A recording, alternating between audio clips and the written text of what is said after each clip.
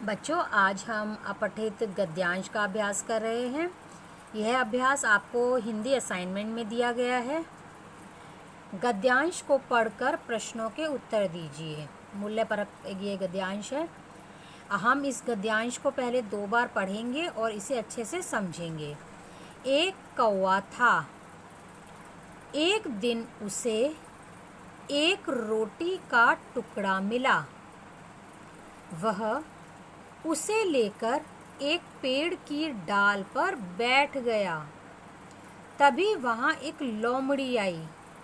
रोटी को देखकर उसे भी भूख लग गई। कई बार ऐसा होता है ना कि वैसे तो हमें भूख नहीं लग रही होती, लेकिन जब कोई खाने की चीज़ देखते हैं तो हमें भी भूख लग जाती है। तो लोमड़ी के साथ भी ऐसा ही हुआ कि जब उसने कौवे के पास रोटी देखी तो उसे भी भूख लग गई। उसने कौवे को कहा कि वह अपनी मीठी आवाज़ में एक गाना सुनाए। ये लोमड़ी की एक चाल थी। सभी को पता है कि कौवे की आवाज़ जो होती है वो बहुत ही कर्कश होती है, काँव काँव करता है, जो किसी को भी अच्छा नहीं लगता है। लेकिन लोमड़ी ने कौवे से रोटी लेने के लिए एक चाल चली। उसने कहा कि कौवे को वह अपनी मीठी आवाज़ में गाना सुनाए। तो यानी कि कौवे की आवाज़ उसने बहुत मीठी कहा और कहा कि एक गाना सुनाए। अपनी तारीफ़ सुनकर कौवा खुश हो गया। यानी कि ऐसा हुआ कि कई बार हम भी ऐसा होता है कि हमें हमारी कोई झूठी तारीफ़ करता है तो हम भी खुश हो जाते हैं। लेकिन हमें बात को समझना चाहिए। हर बार अपनी तारीफ़ पर प्रसन्न नहीं होना चाहिए। जैसे यहाँ पर कौवा अपनी तारीफ़ करने पर खुश हो गया, जबकि उसको पता होता है कि उसकी आवाज़ कितनी कर्कश है, लोगों को आसानी से पसंद नहीं आती है।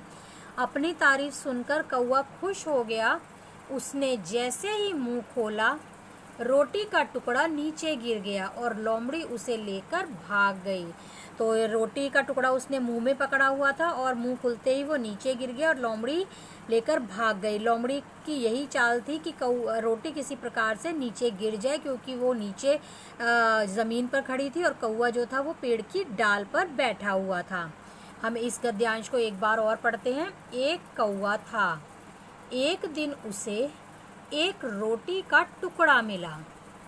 वह उसे लेकर एक पेड़ की डाल पर बैठ गया। तभी वहाँ एक लोमड़ी आई। रोटी को देखकर उसे भी भूख लग गई। उसने कौवे को कहा कि वह अपनी मीठी आवाज़ में एक गाना सुनाए। अपनी तारीफ सुनकर कौवा खुश हो गया। उसने जैसे ही मुंह खोला, रोटी का टुकड़ा नीचे गिर गया और लोमड़ी उसे लेकर भाग गई। तो आइए देखते हैं प्रश्न इस गद्यांश पर आधारित कौन से प्रश्न दिए गए हैं। पहला प्रश्न है, कौवे को क्या मिला? तो अभी आपको ऊपर बताया गया है कि एक दिन उसे रोटी का टुकड़ा मिला। तो आपने प्रश्न के अनुसार ही अपना उत्तर लिखना है। कौवे को एक रोटी का टुकड़ा मिला। कौवे को एक रोटी का टुकड़ा मिला। बच्चों, आपने इन लाइनों में ध्यान से लिखना है। बीच की 3 लाइनों में आपने वर्ण लिखना है और ऊपर और नीचे की जो लाइनें हैं वो मात्राओं के लिए हैं। आप ध्यान से लिखेंगे तो इस तरह की लाइनों में आपकी लिखाई बहुत सुंदर आती है। सभी वर्णों के लिए बराबर स्थान दिया गया है, तो आप बहुत ध्यान से लिखेंगे जिससे आपकी लिखाई भी सुंदर बन सके। दूसरा प्रश्न है, रोटी को देखकर लोमड़ी को क्या हुआ? तो बताया गया है कि रोटी को देखकर उसे भी भूख लग गई। तो यहाँ पर आप इसका उत्तर इस प्रकार लिखेंगे कि रोटी को देखकर लोमड़ी को भूख लग गई। रोटी को देखकर लोमड़ी को भूख लग गई। तीसरा प्रश्न है, कौवा रोटी लेकर कहाँ बैठा? तो अभी हमने गद्यांश में पढ़ा है कि कौवा रोटी को लेकर पेड़ की डाल पर बैठा। डाल का अर्थ है शाखा। कौवा रोटी लेकर पेड़ की डाल पर बैठा।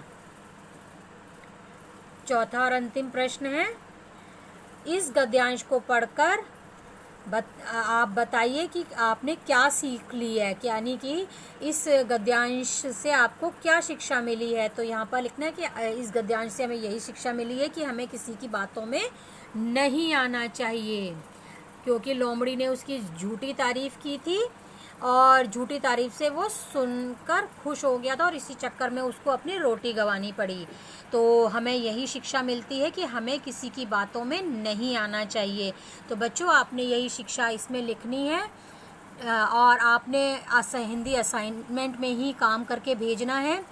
सभी उत्तरों के लिए पर्याप्त यहाँ जगह दी गई है। आपने इसको कॉपी में नहीं करना है और काम बहुत ही साफ ढंग से किया जाना चाहिए। ध्यान रहे कि यह कार्य आपने 5 बजे से पहले हिंदी ग्रुप में सेंड कर देना है। आप केवल 5 बजे का ही इंतज़ार ना करें, जिस समय आपको काम भेजा जाता है आप उसी समय कर लें। 5 बजे का इंतज़ार करते करते कई बार ऐसा होता है कि हमें कोई अचानक ही कोई आवश्यक काम आ जाता है जिससे हमारा काम नहीं हो पाता है। इसलिए आप ये ना सोचें कि काम तो 5 बजे तक भेजना है और हम 5 बजे करके भेज देंगे। तो आप जल्दी से जल्दी इस काम को अपने हिंदी ग्रुप में सेंड कर दें। तो आज के लिए बस इतना ही।